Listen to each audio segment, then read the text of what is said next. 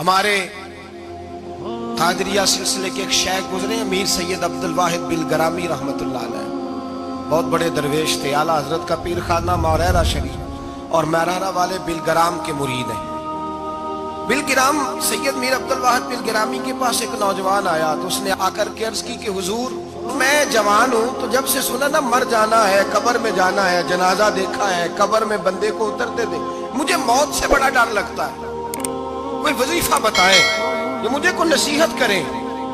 تو میر عبدالواحد بلگرامی رحمت اللہ علیہ فرمانے لگے بیٹے تیری جیب کس طرح کی ہے، پیسے کس طرح کے؟ کہنے لگا حضور بڑا کرم ہے اللہ کا، مالدار ہوں، خوشحال ہوں۔ آپ نے فرمایا ایک پروگرام، یہ نہیں اس کو نفسیاتی طور پہ مطمئن نہیں کیا، نہ آپ نے اسے کوئی وظیفہ بتایا، نہ ذہنی طور پر اسے کوئی لیکچر دیا، کہ فرمایا تیری مالی پوزیشن کس طرح کی ہے؟ کہنے لگا حضور میں الحمدللہ مالدار ہوں، اللہ نے مجھے نوازا ہوا ہے۔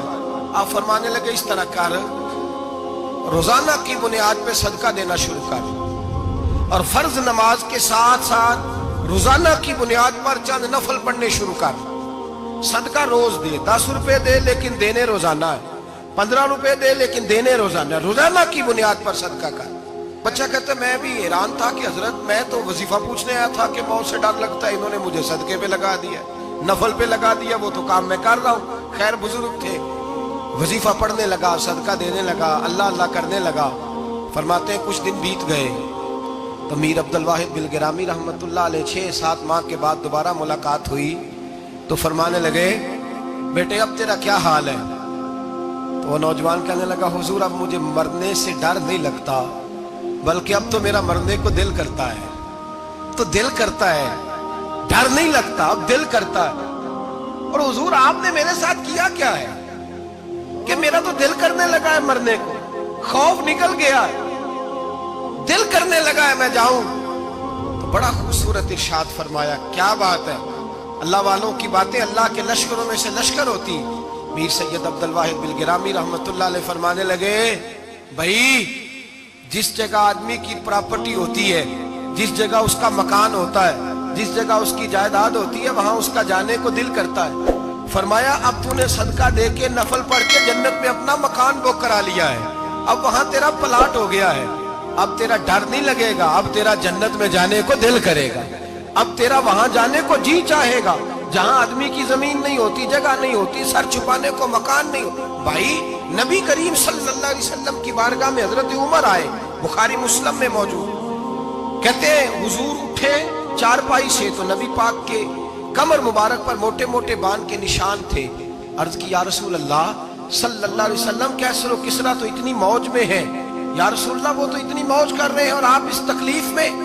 تو محبوب نے فرمایا عمر کیا تم یہ پسند نہیں کرتے کہ وہ دنیا میں موج کر لیں اور اللہ آخرت کی ساری عزتیں ہمیں ہی عطا فرما دے؟ فرمایا میں تمہاری دنیا سے کچھ لینے نہیں آیا، میں تو بطور مسافر یہاں وقت گزار کے پیغام الہی دینے آیا۔ تو میرے بھائی جب توحید باری تعالیٰ پر توجہ ہوتی ہے پھر دنیا کی لذتوں پہ دل نہیں لگتا، پھر انسان ساری محنت آخرت کے لیے کرتا ہے، پھر اس کا خیال آخرت کی طرف رہتا ہے۔ اور میرے اعلیٰ حضرت فاضل و محدث بریلوی رحمت اللہ تعالیٰ علیہ فرماتے ہیں جب تیری توجہ توحید باری تعالیٰ کی طرف ہوتی ہے نا پھر تو اپنے آپ کو سنبھال کے نہیں رکھتا، پھر تو تیرا دل کرتا ہے میں جیوں بھی تو اللہ کے لیے، مروں بھی تو، بول کے بتائیے، جیوں بھی تو اور مروں بھی تو، میری زندگی کا مقصد تیرے دین کی سرفرازی، میں اسی لیے مسلمان، میں اسی لیے نمازی۔ پھر دل کرتا ہے کہ جینا مرنا اللہ کے لیے ہو۔ پھر صحابہ حضور کی بارگاہ میں آ کے سفارشیں کرتے۔ حضرت ابو سعد خزیمہ، بڑی عجیب حدیث اور بڑا نرالا رنگ اس روایت کا، حضرت ابو سعد خزیمہ رضی اللہ تعالیٰ عنہ، ان کے بیٹے، ان کا نام سعد تھا، بیٹے بدر میں شہید ہو گئے۔ حضور نے احد کے لیے اعلان کیا تو حضرت خزیمہ آئے نبی پاک کی بارگاہ میں اور آ کے کھڑے ہوئے تو عرض کرنے لگے محبوبہ میں دعا کرانے آیا ہوں۔ صحابہ کہتے ہیں لب و لہجے میں اتنا حسن تھا، گفتگو میں اتنی مٹھاس تھی، اس کی بولی کے اندر اتنا پیار تھا کہ ہمارے دل مائل ہو گئے کہ یہ کیا کہنے آئے۔ حضرت خزیمہ عرض کرنے لگے یا رسول اللہ صلی اللہ علیہ وسلم میرا صاحبزادہ، میرے بیٹے محمد سعد وہ بدر میں شہید ہو گئے تھے، یا رسول اللہ میں شہادت سے رہ گیا تھا۔ حضور हम दोनों बाप बेटे का इरादा था जिहाद में आने का, हम दोनों का प्रोग्राम था। वो कहता था मैं जाऊंगा, मैं कहता था मैं जाऊंगा। फिर हमने कुरानदाजी की तो कुर्रा मेरे बेटे के नाम निकला, बेटा मेरा आया बदर में। फिर अल्लाह तबारक व तआला ने उसे शहादत अता फरमाई, वो शहीद हो गया। या रसूल अल्लाह सल्लल्लाहु अलैहि वसल्लम, आपने कल ऐलान फरमाया है कि उहद के लिए जाना है, और रात ही को मेरा बेटा मुझे ख्वाब में मिला है और मैंने देखा है वो तो जन्नत की नहरों के करीब सैरे कर रहा है, और मुझे कह रहे अब्बा जी जल्दी आ जाएं, यहां मिल के रहेंगे, मिल के वक्त गुजारेंगे।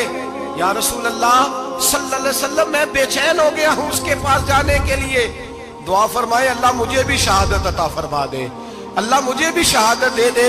सहाबा कहते हैं उसकी अजीब, उसका दुआ कराने का, हमने तो देखा था लोग दुआ कराने आते हैं कोई मुसीबत के लिए, कोई परेशानी के लिए, कोई आजमाइश के लिए, कोई बीमारी